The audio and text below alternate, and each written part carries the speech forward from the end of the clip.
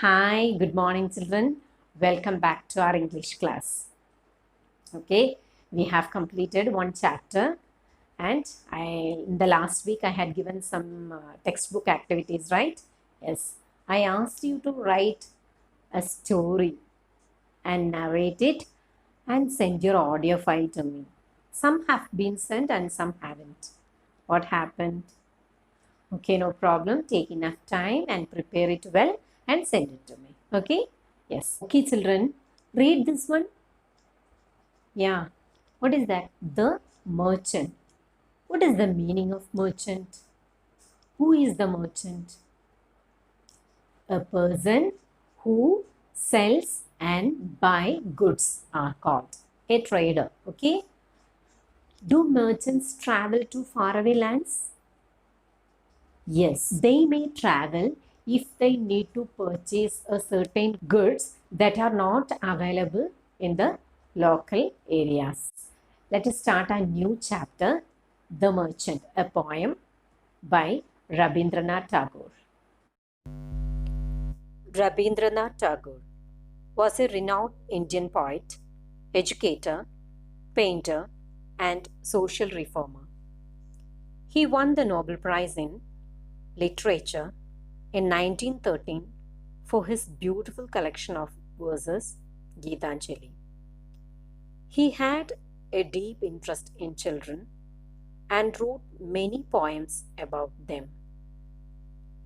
This poem is from the point of view of a child with a vivid imagination. The poem brings to life the fantasy world of the child. It also beautifully evokes the picture of a loving family. This is the poem of the point of view of a child with vivid imagination. It brings us the fantasy world of the child. It also beautifully evokes the picture of a loving family. Okay, and a child is the speaker of this poem. Okay, so children, now we will be reading a poem about a child who dreams of traveling around strange places and brings special gifts for his family, especially for his mother. He dreams of traveling faraway places as a merchant. Who is a merchant? A person who buys and sells goods are called merchant. Okay, then let us start the first stanza. Now I'll be reading the poem and then I'll explain it. Okay, listen it carefully. The Merchant. Imagine, mother, that you are to stay at home and I am to travel into strange lands. Imagine that my boat is ready at the landing, fully laden. Now think well, mother, before you say what I shall bring for you when I come back. Mother, do you want heaps and heaps of gold? There, by the banks of golden streams, fields are full of golden harvest. And in the shade of the forest path, the golden champa flowers drop on the ground. I will gather them all for you in many hundred baskets. The child talks to his mother in this poem. Okay? So in this poem, first two lines tells like this. Imagine, mother, you are to stay at home and I am to travel the strange lands. So the child speaker drifts into an imaginary situation where he is an adventurous traveler who goes to the strange land on his boat. Imagine that my boat is ready at the landing, fully laden. And what is mean by landing? A place where people can get into or get out of a boat. Okay. And what is mean by laden? Heavily loaded with something. Okay. His boat is heavy with precious things and it is landed at the seashore. Okay. Next he is telling like this. Now think well, mother, what I shall bring for you when I come back. So now the child wants his mother to think well before asking him to bring something. And not only that, he feels that his mother deserves the best. And he also tells that she should not be earning for something else after he has returned home. Next, the child asks, Mother, do you want heaps and heaps of gold? The child speaker feels that his mother wants gold. The child asks, What shall I bring for you?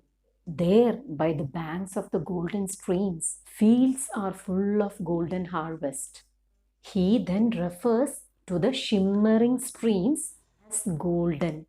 Okay, he says that there is a golden harvest. Golden harvest means the ripe harvest in the fields, which looks golden in the sunlight.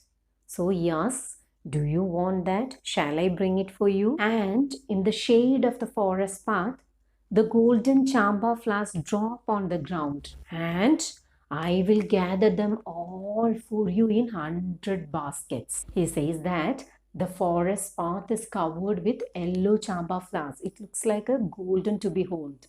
So he promises to his mother that I will carry these all chamba flowers for you.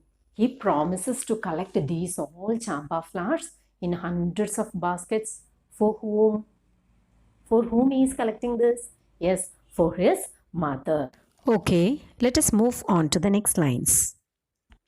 Mother, do you want pearls big as the raindrops of autumn? I shall cross to the Pearl Island shore. There, in the early morning light, pearls tremble on the meadow flowers. Pearls drop on the grass, and pearls are scattered on the sand in spray by the wild sea waves. Then the child asks his mother if she would be interested in big pearls, big as the raindrops in autumn. In autumn, the raindrops are little big, isn't it? So he is asking, do you want the pearls as big as the raindrops in autumn? So to find such pearls, he would then sail to the island. For what? To find such pearls from there. Okay, in the early morning, the boy saw the dewdrops are turned in the form of pearls on the meadow flowers and on the glistening grass. And he also sees the pearls are scattered on the sandy shore, how by the waves. Okay? Okay, children, let me ask you a question. Why does he think that his mother may want gold? Yes? Usually, ladies are fond of gold ornaments, right? So, he feels his mother would like this. Okay, children, last paragraph. My brother shall have a pair of horses with wings to fly among the clouds. For father, I shall bring a magic pen that, without his knowing, will write of itself. For you, mother, I must have the casket and jewel that cost 7 kings their kingdoms. In this paragraph, the child now shifts his focus towards his father and brother. So here he gives 2 winged horses for his brother. Why does he give 2 winged horses? Because he hopes his brother will invite him to fly with him in the sky amongst the white clouds. That's why he gifted him 2 winged horses. Okay? What does the child want to bring for his father? Yes? A magical pen, right? He would gift his father a magical pen. Without his father's knowledge, it will write of itself. Okay?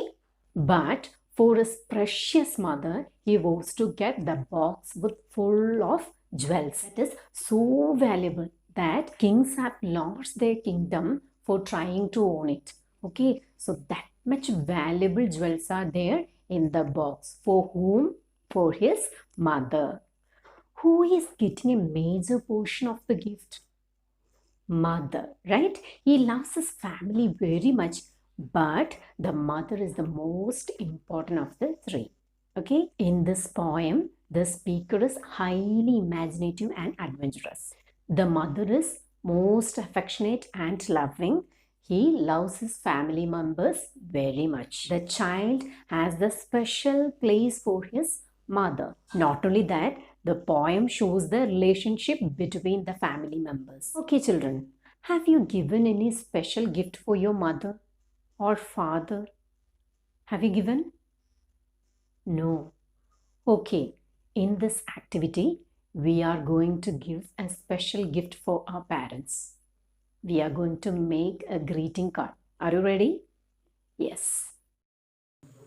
Okay, children, here is your activity. Cards making activity. Make a greeting card for your parents. Write thank you message on it and gift it to them. Okay, children, that's all for today. Thank you.